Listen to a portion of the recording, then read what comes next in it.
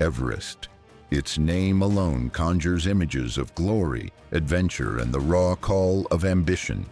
But beneath the gleaming snows lies a silent warning. Not everyone who dares to climb returns. How far would you go to accomplish your greatest dream, even if it meant risking everything? Today we'll explore the 6 most haunting, unforgettable deaths on Mount Everest. Number 6. Sewang Paljor. You're climbing into the death zone above 8,000 meters, where your body is literally dying with every breath. Your vision tunnels, your limbs feel like lead. Then, out of the swirling snow, something eerie appears. A frozen body curled in a small rocky alcove with bright green boots sticking out. If you're on Everest's northern route, you've just passed green boots, and you're staring straight at a legend. That man was Sewang Paljor, a 28-year-old Indian border policeman attempting Everest with an Indo-Tibetan border police team in 1996. Number 5.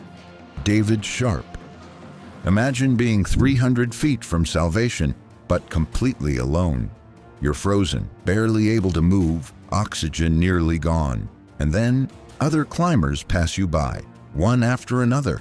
That's exactly what happened to David Sharp in 2006 in what became one of the most controversial deaths in Everest history. David Sharp wasn't a rookie. He'd attempted Everest twice before, but this time he climbed solo with minimal support. No Sherpa, no guide, no backup. His plan was simple: go up via the North Col route, make the summit, and descend quickly. But on Everest, plans can dissolve in minutes. He reached the summit late, too late. Exhausted and freezing, Sharp collapsed on the descent, next to the same rocky alcove that held green boots. He couldn't speak, couldn't move, and by the time other climbers saw him, he was already barely conscious. Here's where things get haunting. Around 40 climbers passed him that day. Some assumed he was already dead. Others couldn't spare oxygen or time. A few tried to rouse him, but in the death zone, trying is often a death sentence in itself.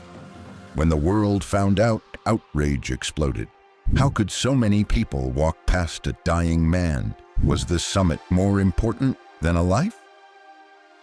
Sir Edmund Hillary, the first man to summit Everest, called it a horrifying shift in values. But others pointed out the harsh truth. At 8,500 meters, even a hero can't save someone without risking their own life. Sharp's story forced the mountaineering world to ask painful questions. Is it brave or foolish to climb solo? Do ethics bend in the death zone? And what does it say about us when ambition outweighs compassion? David Sharp was finally found by a search party days later, too late, just like the help that never truly came. Number 4. Francis and Sergei Yosentiev. High on Everest, where the air is razor thin and every breath is a battle, love faced its most brutal test. In 1998, Francis Arsentiev set out to become the first American woman to summit Mount Everest without supplemental oxygen. Her husband, Sergei, climbed with her, not just as support, but as her partner in ambition, in life, and tragically, in death. They were an experienced duo. But Everest doesn't care about experience. After a successful summit, mechanical failures with their headlamps and oxygen monitors left them stranded above 8,000 meters, trapped in the death zone overnight. One night turned into 2. Exhaustion set in. The cold became unbearable. Number 3. Scott Fisher. In the world of high-altitude mountaineering, Scott Fisher was a legend. Charismatic, strong, and fiercely independent, he was known for his upbeat energy and his mantra, "You've got to get up early if you want to get to the top." As the founder of Mountain Madness, Fisher had led countless successful expeditions, and in 1996, he set his sights on Everest. But that year would become infamous. Fisher led a commercial expedition alongside Rob Hall's adventure consultants. Both were guiding paying clients up Everest's south route. It was a season of high pressure and overcrowded trails, dozens of climbers making summit bids at once, creating dangerous delays at high altitude. On May 10th, everything unraveled. Fisher summited late in the afternoon, a red flag in itself, but he was exhausted, suffering from altitude sickness, and dehydrated. As darkness and a storm rolled in, he struggled during the descent. Clients and Sherpas passed him, some offering help, others too weak to assist. Lobsang Jungbu Sherpa tried valiantly to get him down, but eventually had to leave him when it became clear that Scott could no longer walk or speak. Number 2, Doug Hansen and Rob Hall. In the spring of 1996, Doug Hansen stood on the roof of the world, Everest's summit, after a failed attempt the year before. For Hansen, a middle-aged postal worker from Washington, reaching the top wasn't just a bucket list item. It was a dream fueled by years of sacrifice. He'd mortgaged his future to afford the climb. This was his second and final shot. And Rob Hall, his guide and one of the world's most respected high-altitude climbers, was determined to help him make it. But the mountain had other plans. Hall led a commercial expedition under his company, Adventure Consultants. He was known for his professionalism, caution, and deep sense of responsibility toward his clients. On May 10th, 1996, Hall and Hansen reached the summit late in the afternoon. Dangerously late. Climbers are taught to turn around by 2 p.m. to avoid descending in darkness and storm risk. But Hall made an exception. He believed in Doug. By the time they began descending, a deadly blizzard had swept in. Visibility vanished, temperatures plunged, and oxygen levels were running out. Hansen collapsed from exhaustion and lack of oxygen just below the summit. Hall stayed with him, refusing to leave his client behind, even as other climbers passed them on their way down. Through radio contact, Hall's team begged him to descend and save himself. But his voice crackled back over the static, "Doug's not moving, I'm staying with him." Rescue efforts were impossible in the storm. Rob Hall spent the night exposed on the south summit. The next day, he was still alive and still loyal. He radioed his pregnant wife in New Zealand from a satellite phone, telling her he loved her. It was the last anyone heard from him. Doug Hansen's body was never recovered. Hall's remains were found not far below where he made his final stand. Their deaths became the emotional core of the 1996 Everest disaster, later chronicled in John Krakauer's Into Thin Air and the film Everest. Hall's unwavering loyalty and Hansen's determination are remembered as a haunting tale of trust, duty, and the deadly price of dreams pursued at the edge of the sky. Number 1. George Mallory and Andrew Irvine. Before there were guides, base camps, or fixed ropes, before Everest became a goal for the wealthy and well-trained, there were two men standing at the very frontier of human endurance.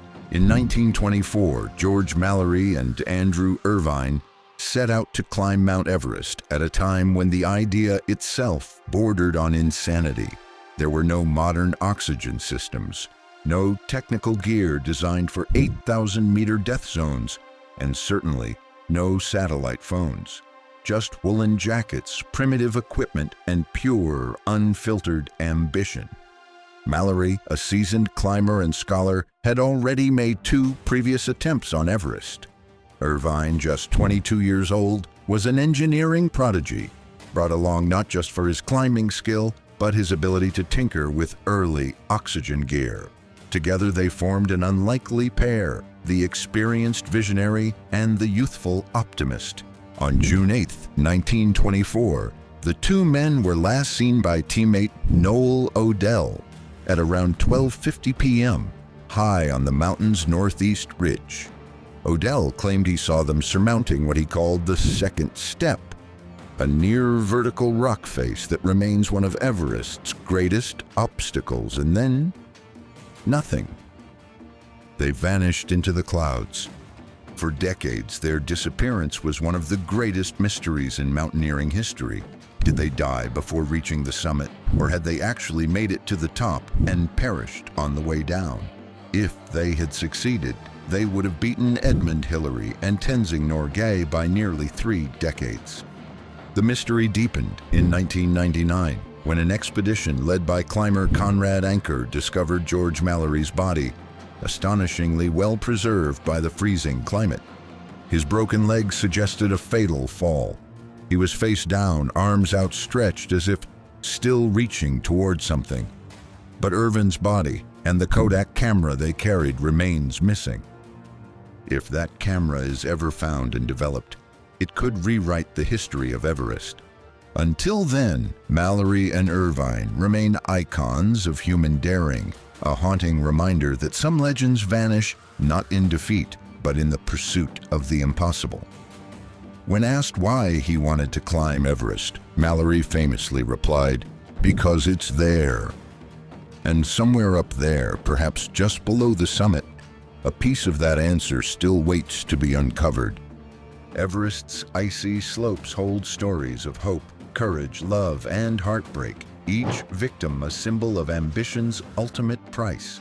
Among hundreds of bodies that now line the trails to the summit, these 6 deaths stand out not only for their tragedy but for the questions they force us to face.